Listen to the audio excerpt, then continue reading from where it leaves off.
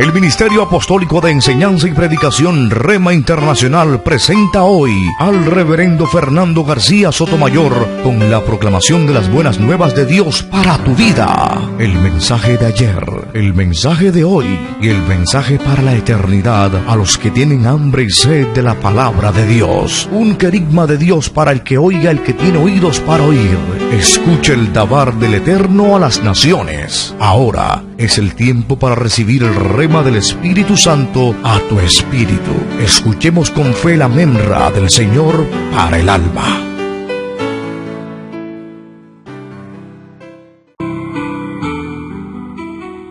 Dice la palabra de Dios en la primera epístola del apóstol San Pablo a los Corintios, el capítulo número 4. Primera carta de San Pablo a los Corintios, capítulo 4.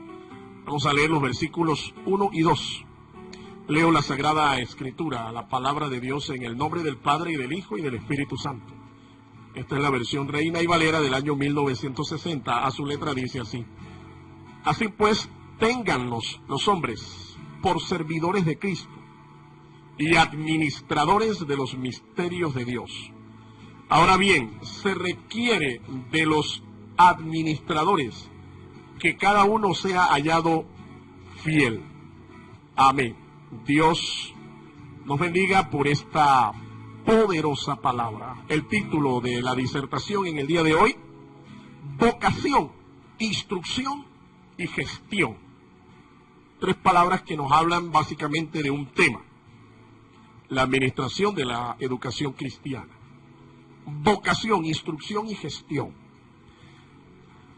Uno de los recursos con los que Dios nos ha bendecido en el ministerio es el del maestro. El maestro es un don de Dios para la iglesia, un don ministerial. La educación, por tanto, es una vocación sagrada. Esta es razón suficiente para ejercer sobre este ministerio una fiel administración. La docencia, el magisterio, se tiene que saber administrar. Es importante que la educación y el maestro sean fieles en su vocación ministerial.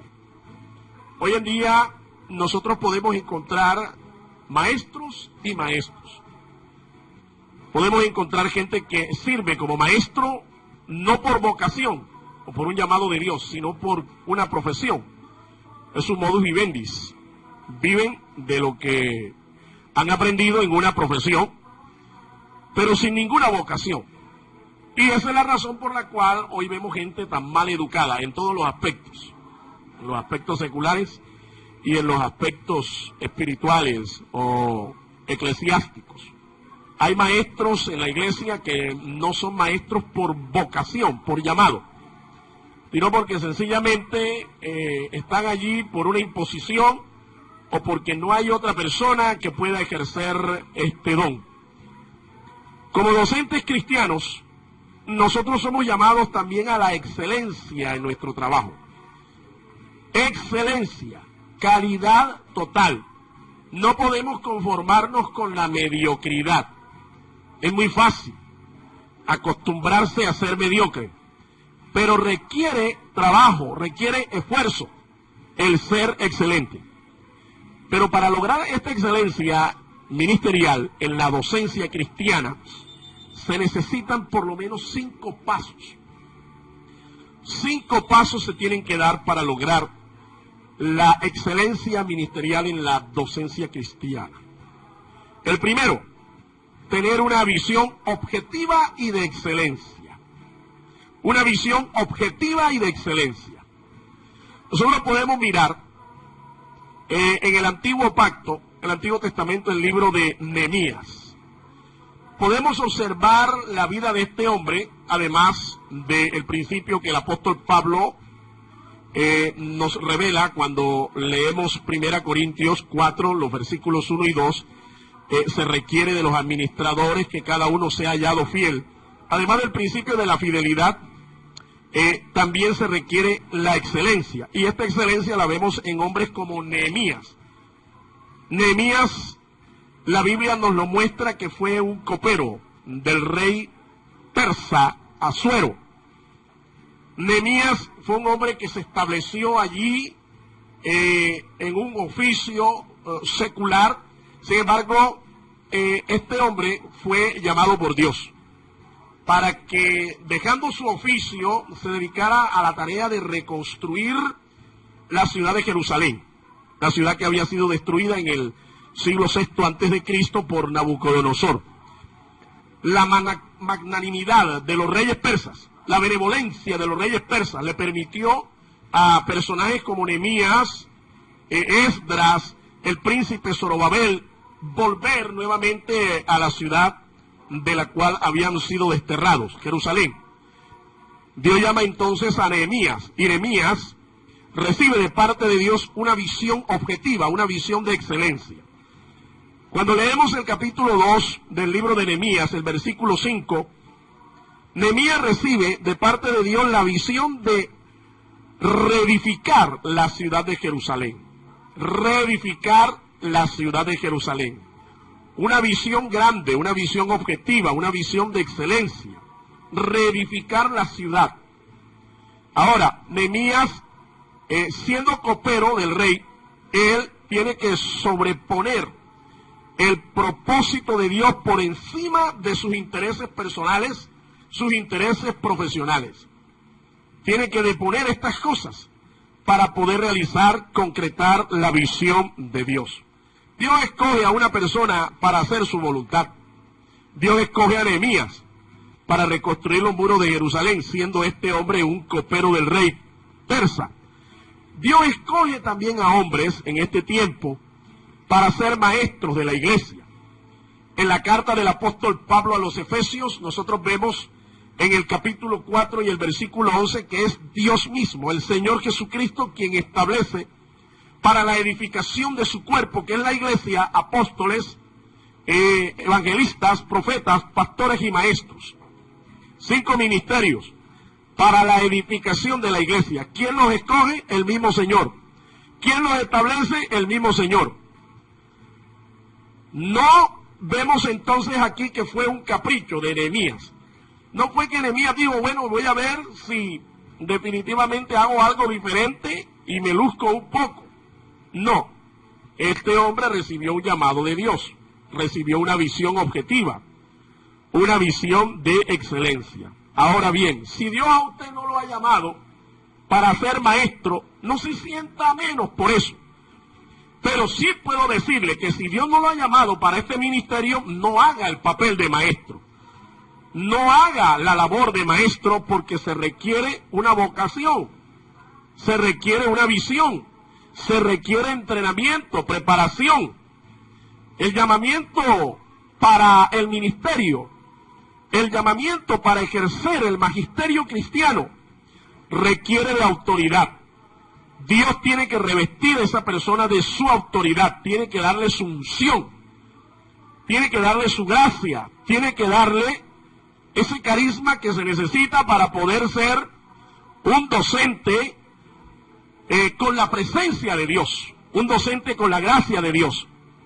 Y Dios a este hombre, luego que lo llama, lo reviste de autoridad. En el capítulo 2, versículo 18, nosotros podemos ver el testimonio de este hombre diciendo que la mano de Dios había sido buena sobre él. La mano de Dios. Esa expresión nos habla del respaldo, nos habla de la autoridad que Dios le había dado a este hombre para realizar esta tarea. Es lo mismo cuando Dios llama a alguien para el ministerio, y específicamente para el ministerio de la enseñanza.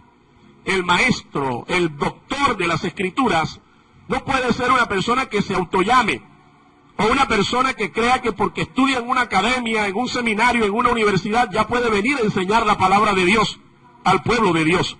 Y peor, dedicarse a la tarea de formar a otros para enseñar la palabra de Dios en la iglesia. Esto requiere una visión de excelencia, una visión objetiva y el respaldo de Dios, el llamado de Dios.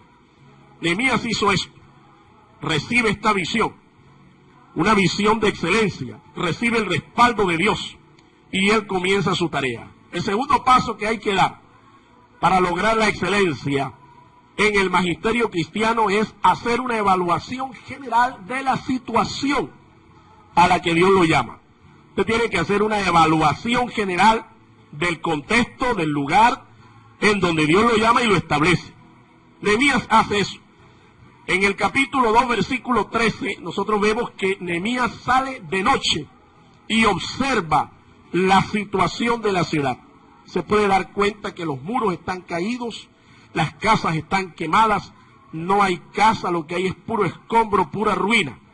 Entonces, ¿qué hace Nehemías en esta evaluación? Establece necesidades y prioridades. La evaluación te tiene que conducir a eso, a establecer qué necesidades hay y qué prioridades se deben establecer, qué es lo primero que se tiene que hacer. La Biblia nos dice que Nehemías observó que había poco pueblo y no había casas. Poco pueblo y no había casas. Eso fue el producto de observar, de salir de noche, dice la Escritura que lo hizo solo, y observó. Estableció entonces las necesidades y las prioridades. En su proceso de evaluación, Nehemías también planea la estrategia. En el capítulo 4, versículos 16 y 17 de Nehemías dice que él colocó la mitad para que trabajaran y la otra mitad tenía lanzas en la mano. La mitad del poco pueblo que había trabajaban unos y la otra mitad tenía lanzas. Esa fue la estrategia que este hombre diseñó. Dios también le muestra a Nehemías que en esa evaluación que él hacía de la situación, se le iban a presentar problemas. Siempre que usted tiene un llamado, siempre que Dios le revela a usted un propósito, alguien se va a levantar y van a haber problemas. La Biblia nos dice que Nehemías se encomendó al Señor y todos los problemas que se le fueron presentando, se los fue encomendando al Señor. Al punto que Nehemías declara en el capítulo 4, los versículos 18 al 20, Dios peleará por nosotros. Y eso yo creo que es muy sabio de parte nuestra y fue muy sabio de parte de Nehemías. Cuando a usted se le presentan problemas para alcanzar, para concretar la visión que Dios le ha dado, usted tiene que saber que el Señor pelea por nosotros. Los problemas no nos pueden a nosotros achicopalar, no nos pueden opacar, no nos pueden desanimar. ¿Qué actitudes no resuelven los problemas? Hay gente que cuando los problemas surgen se autoculpan. Empiezan a buscarse ellos mismos como la razón de sus problemas y a culparse ellos mismos. Ellos no pueden avanzar porque comienzan a echarse la culpa de todo lo malo que está sucediendo. Otros huyen física o mentalmente del lugar. Huyen del lugar, huyen física o mentalmente del problema, pensando que de esta manera lo van a resolver. Otros acusan a otras personas de sus problemas o atacan a otras personas. Porque hemos visto eso. Cuando Dios tiene un propósito contigo, siempre va a haber gente envidiosa, siempre va a haber gente celosa, creyentes carnales, que van a tratar de oponerse a la obra que Dios está haciendo a través tuyo. Y como no buscan de Dios, como no buscan en la presencia del Señor una visión para ellos, ellos comienzan a atacar a otros, por celos, por envidia, a acusar a otros y echarle a otros la culpa de sus problemas, o atacar a aquel que está haciendo la obra de Dios. Ahora, ¿qué actitudes resuelven los problemas? Los problemas hay que enfrentarlos, los problemas hay que evaluarlos. No se debe autoculpar, usted debe buscar la razón, el origen, la raíz de los problemas, evaluarlos y enfrentarlos. Busque también el consejo del Señor, el consejo del Espíritu Santo. La Biblia nos muestra al Espíritu Santo como nuestro maestro, como nuestro consolador, como nuestro confidente, como nuestro ayudador, como nuestro abogado. Entonces hay que buscar el consejo del Espíritu Santo. Hay que buscar también el consejo de la palabra de Dios. La palabra de Dios es la voz de Dios diaria. Cuando tú abres las Escrituras diariamente, tú puedes escuchar la voz de Dios. Y Dios te puede dar su consejo para resolver un problema. También hay que buscar el consejo de hombres llenos del Espíritu Santo de Dios, personas maduras, personas experimentadas espiritualmente, que nos puedan dar un consejo para salir de una situación, de un conflicto. La experiencia no se improvisa en el reino de Dios. Usted no puede buscar el consejo de gente inexperta, de gente carnal, o de, en el peor de los casos, gente que no conoce a Dios, gente mundana, gente inconversa para resolver un problema de tipo espiritual. Usted tiene que buscar gente espiritual, gente madura, gente experimentada, gente que vaya delante de usted en la carrera de la fe. Y entonces, esa actitud va a ser muy positiva para resolver sus conflictos, sus problemas. Nehemías fue un hombre sabio. Todas estas cosas nosotros vemos que Nehemías las hizo y sacó adelante el propósito, sacó adelante el proyecto. En tercer lugar, hay que definir las descripciones de trabajo. Si usted va a trabajar en equipo, usted tiene que saber que a las personas que Dios coloca a su alrededor, usted les tiene que dar una tarea específica para el gran proyecto, para el macro proyecto. Usted manejará y estará al frente de lo más importante del proyecto. Pero usted no es el llanero solitario. Usted tiene que trabajar en equipo. Y al trabajar en equipo usted tiene que describir cuál es la tarea que en el proyecto, en la visión, le corresponde a cada persona de su equipo. Escuche bien, la descripción de trabajo describe los límites y parámetros del trabajo de cada persona. Describe hasta dónde debe hacer la persona, qué no debe hacer. Los parámetros del trabajo. En Nehemías capítulo 3, los versículos 6 al 8, la Biblia dice que la restauración fue designada a familias distintas. No todo se le recargó a una persona o a una familia. Nehemías distribuyó el trabajo de restaurar la ciudad, los muros de la ciudad, en familias distintas.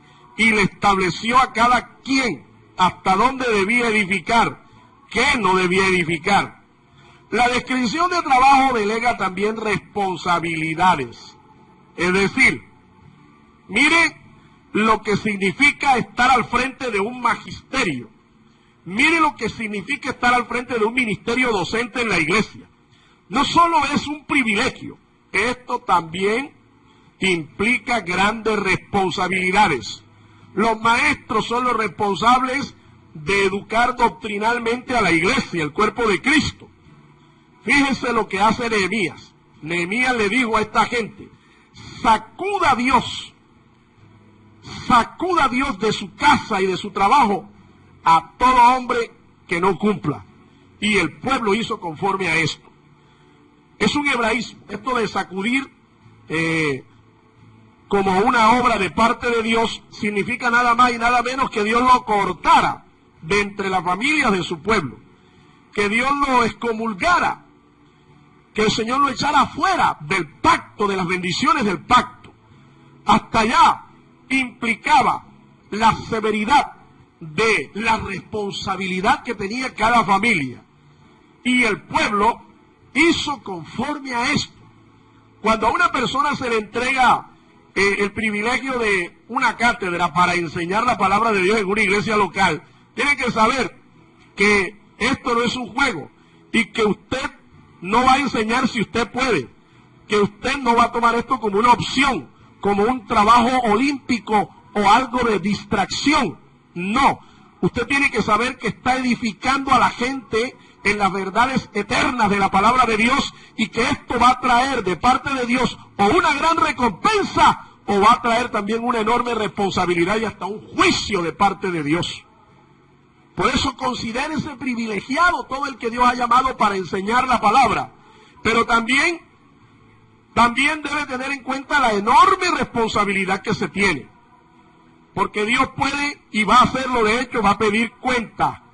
Mire, aquí nosotros vemos que Nehemías colocó a nobles, a oficiales, ¿sí?, al pueblo. Nehemías delega responsabilidades a todos y les dice esta advertencia: sacuda a Dios de su casa y de su trabajo a todo hombre que no cumpla.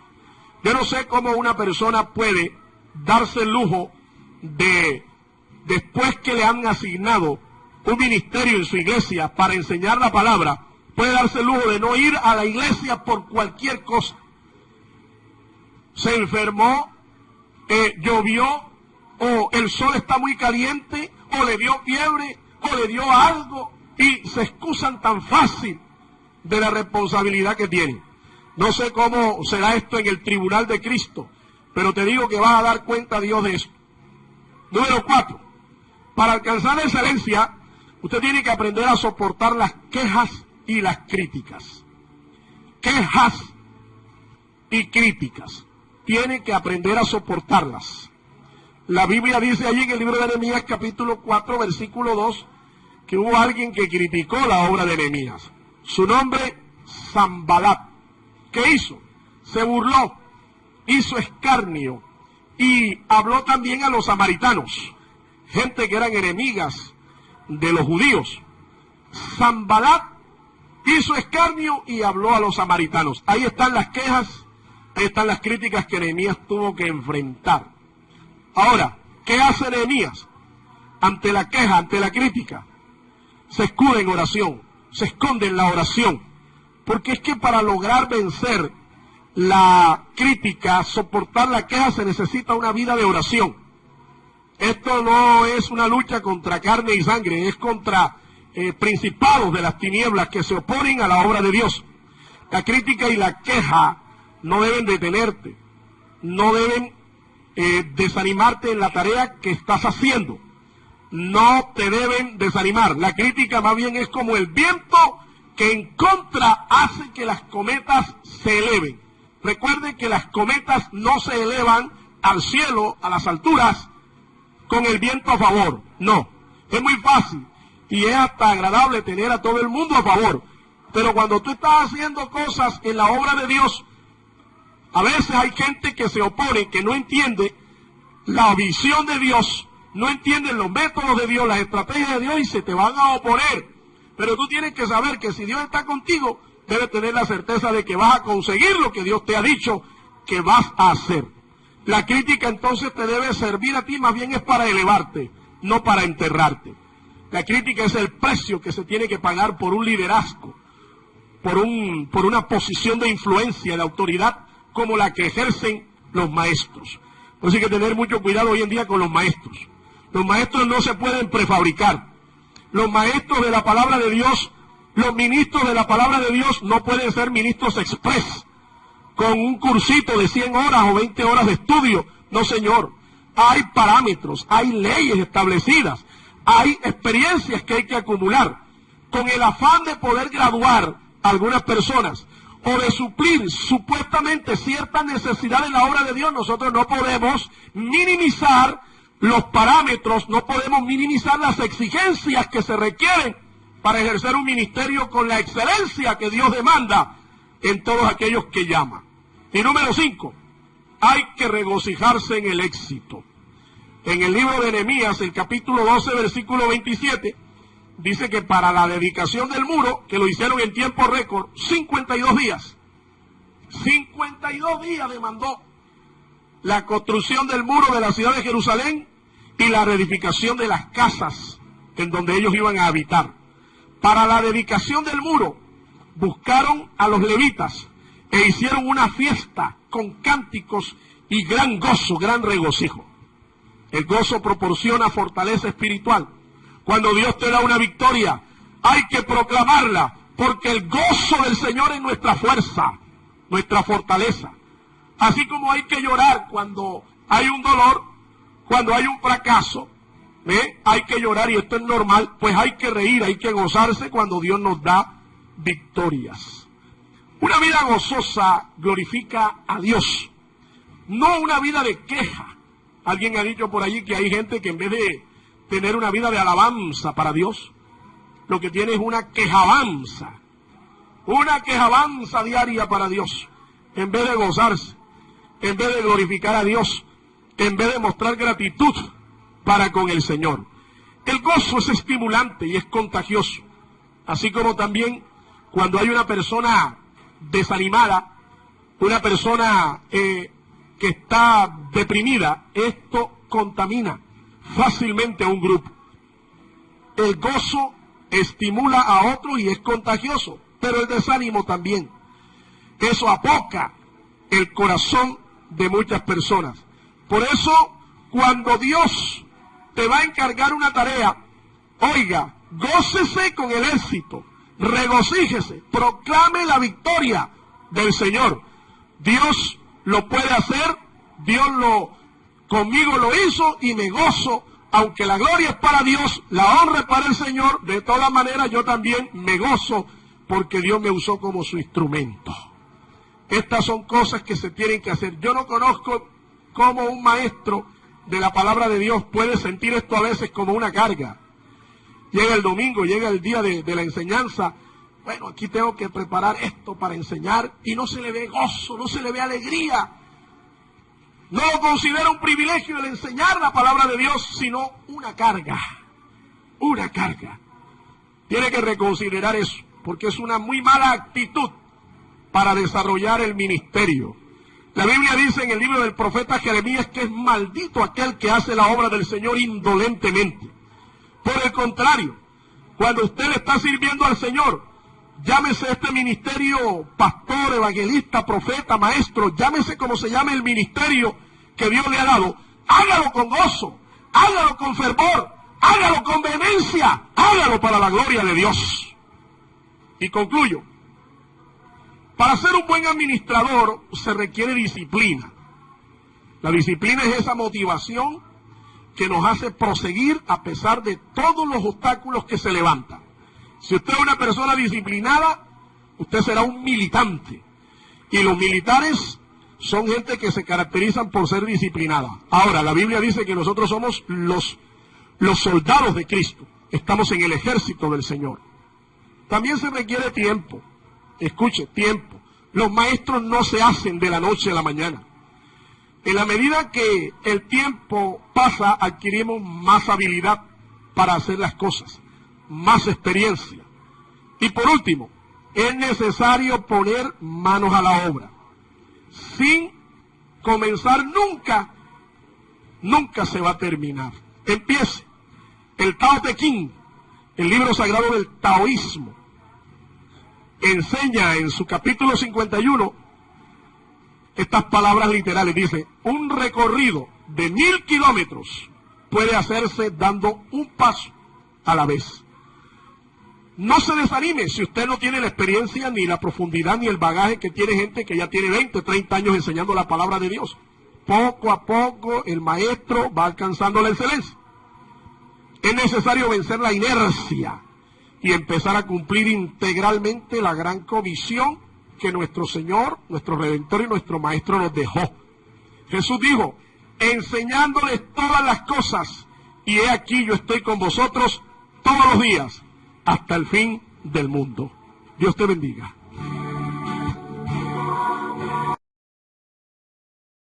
El Ministerio Apostólico Rema Internacional pone a disposición esta predicación. Ofrecemos ministración a simposios, seminarios, campañas evangelísticas, educación globalizada sana y de carácter interdenominacional. Escríbanos a ministerioremainternacional@gmail.com o llámenos al celular 316-270-7181.